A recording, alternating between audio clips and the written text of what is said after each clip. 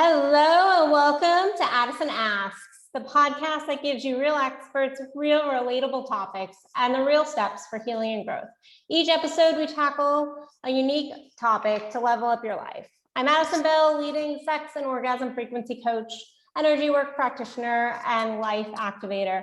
And this week, we are blessed to have Angie Campbell, who owns Southern Psychics. And I love Angie. Angie and I have known each other for a while. And today we're going to be talking about intuition and our natural psychic abilities. So welcome to the show, Angie. Thanks, Addison. How are you today? I'm amazing today. It has been a good day, filled with beautiful energy. How is your day going? Good.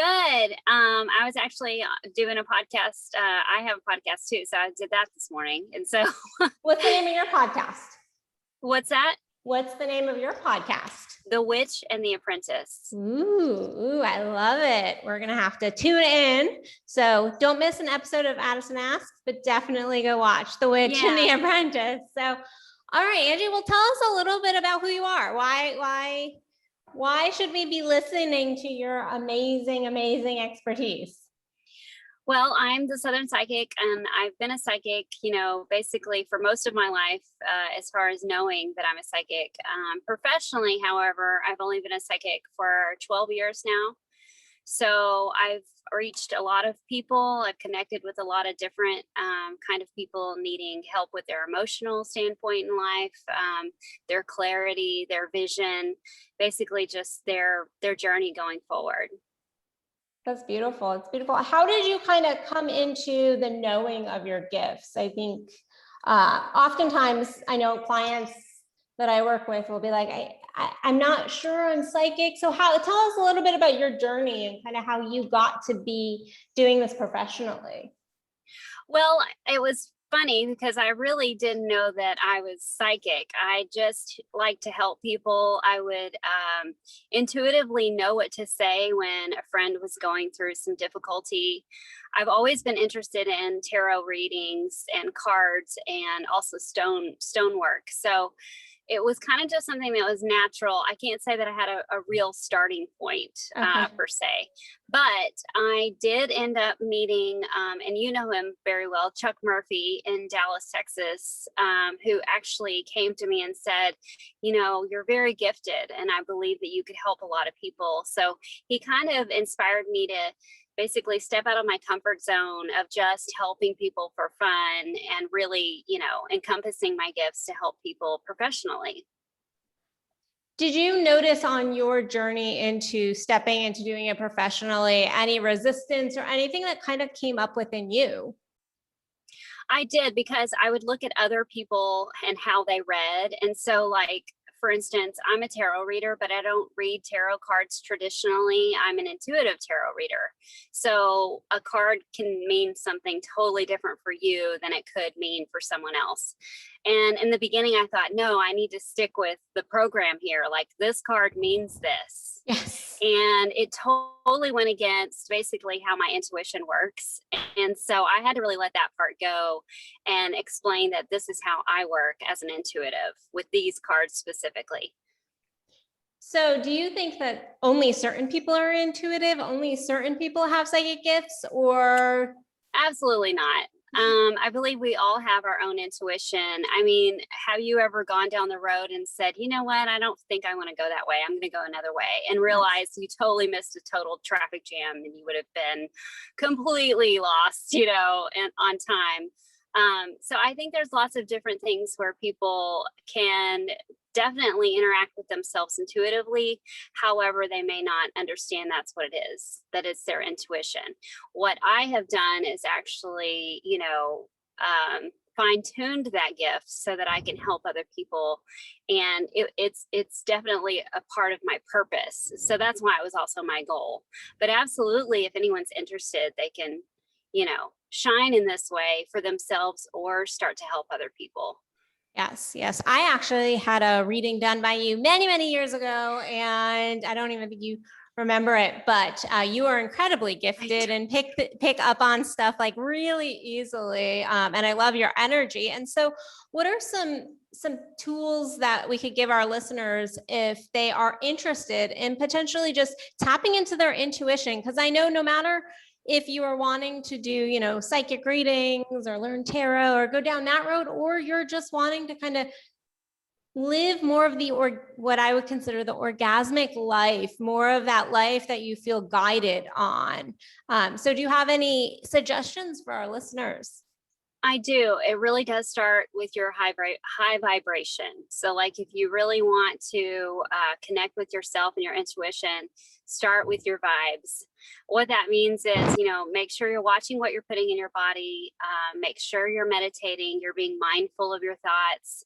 You're allowing that space so that energy can actually connect with you and actually talk through you. So that part's really important. I also think that if you are truly interested in learning your gifts, giving that time in meditation is probably the strongest avenue so that you can really connect like immediately. So Spirit's not going to just start. Spirit doesn't just like come. Yeah. They actually, they do, and energy is always around you. It's just your ability to recognize it. And so meditation is a really good starting point for someone to want to start recognizing that other voice, which is essentially always there. Yes, I would totally agree. I talk to my clients about really just tapping into their bodies being the first level of kind of their meditation, because if we're not connected to our bodies, our own energy. Exactly. So, because we have to be open to it. We totally have to be open to it. And so where do you feel like people get stuck with tapping into their intuition and their psychic abilities? Because I am one that believes we all have some psychic abilities that comes in different ways for each of us. Somebody might be feeling, somebody may be, sensing. There's all kinds of different ways we can tap into that. And so where do you feel like people really get blocked in this journey? I feel like if people would release the concept that they need validation.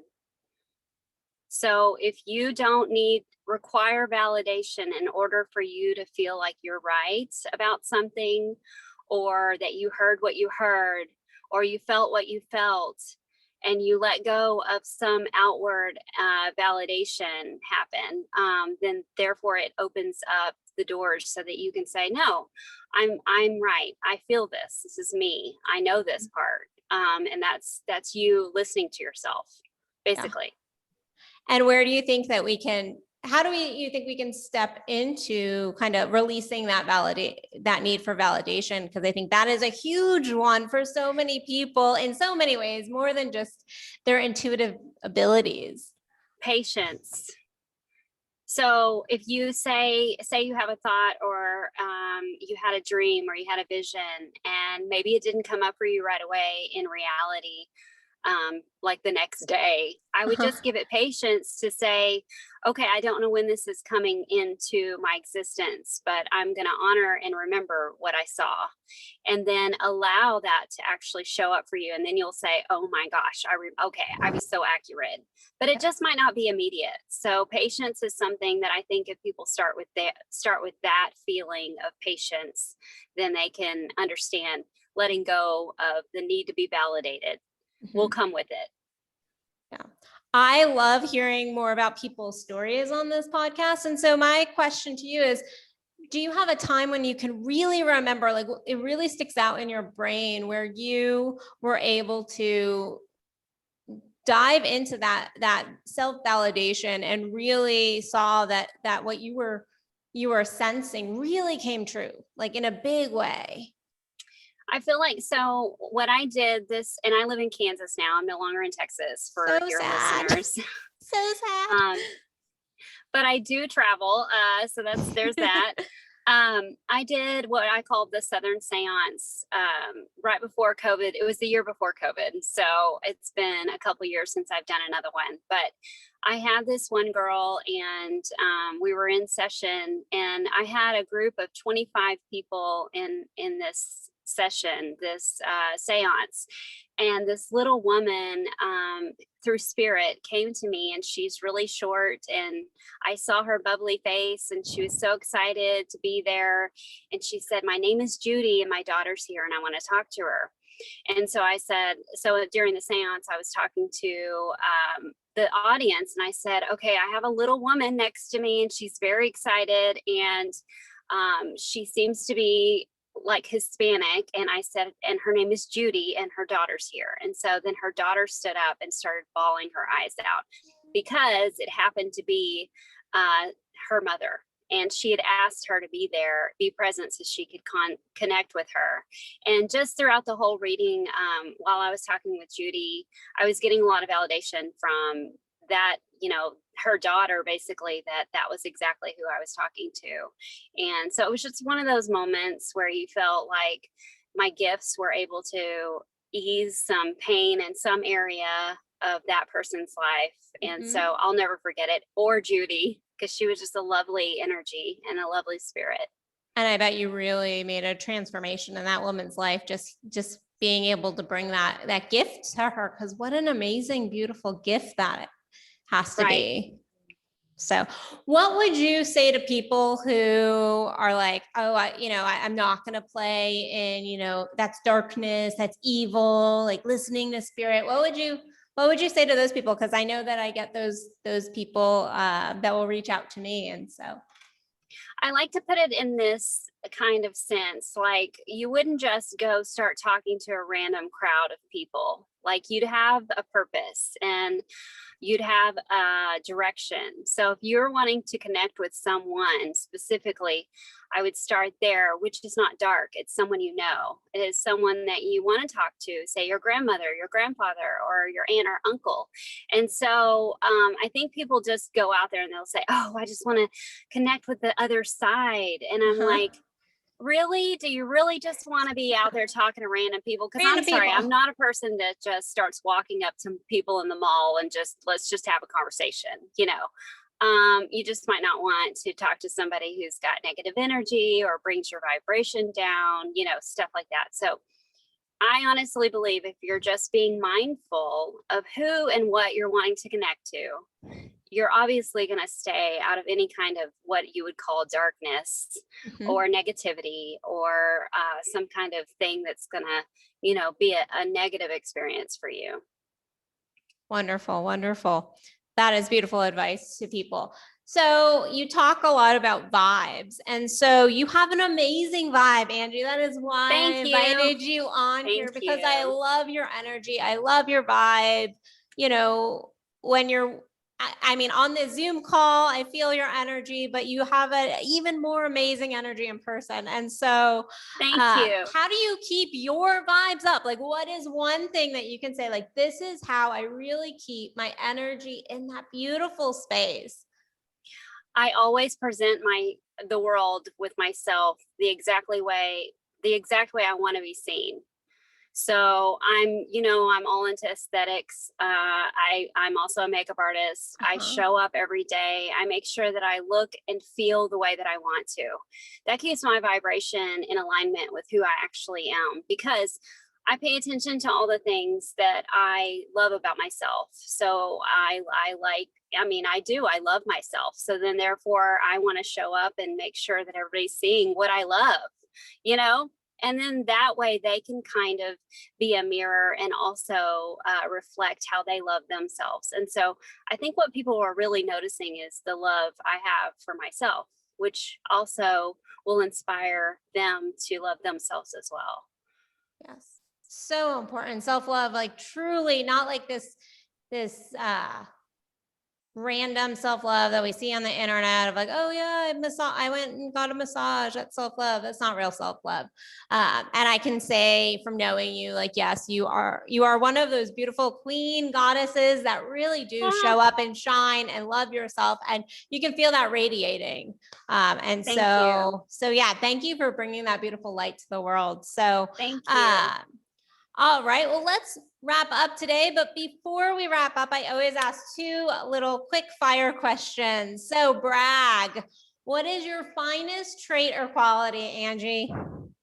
My finest trait or quality is I can actually talk to anybody and make them feel comfortable with me immediately. Like I'm so approachable, and I feel like that's how I'm able to have so many interactions with so many amazing people.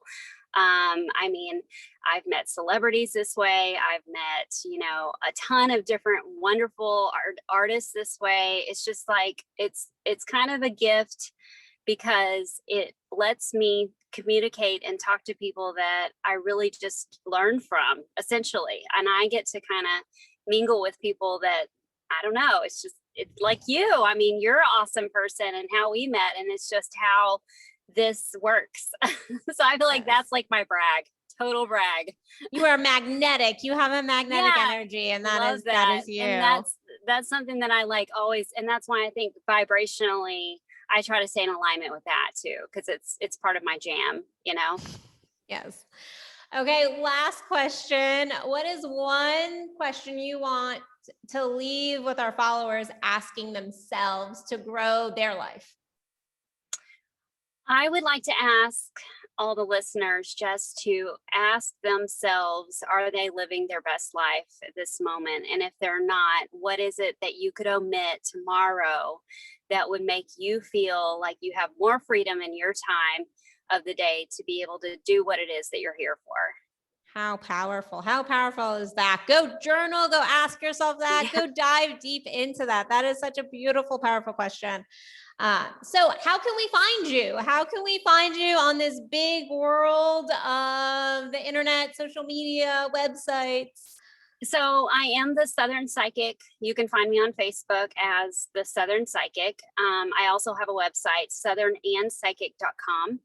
And I'm also opening a tea shop here in Lawrence, Kansas called Southern Moon Tea and Ritual. So it'll have a lot of witchcraft intertwined with teas and basically tons of magic and fun. So that's southernmoonlawrence.com. So there's several different avenues for you to be able to find me. Beautiful. And we will put all of that in the description below this video so that you can connect with Angie. And again, I'm Addison Bell, and you can connect with me on Facebook at Addison Bell Coach, or you can follow me at www.addisonbell.net. And please follow us next week for another Addison Asks podcast. Thank you again, Angie, and I'll see you all soon. Addison. Bye. Thanks. Bye.